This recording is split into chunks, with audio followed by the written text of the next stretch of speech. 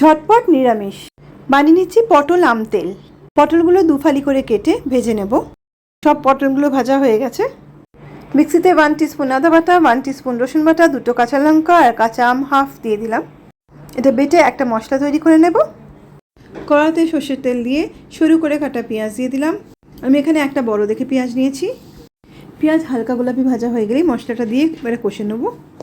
মশলা add করে দেবো 1 teaspoon Kashmiri chilli powder, স্বাদ মতো নুন, হলুদ, 1 টিস্পুন জিরে পাউডার। মশলা ভালো করে কষে নেব। মশলা কষে তেলটা বেরিয়ে এসছে। 1 কাপ জল দিয়ে দেবো।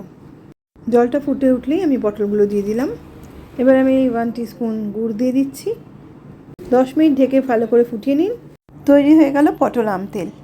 নিরামিষ দিনগুলোতে এই ঝটপট নিরামিষ রান্নাগুলো করতে পারেন। এখানে আমি পেঁয়াজ রসুন দিয়েছি, আপনি একেবারে নিরামিষ খেলে পেঁয়াজ রসুন বাদ দিয়ে করবেন। রেসিপি ভালো লাগলে লাইক কমেন্ট শেয়ার করবেন। Thank you.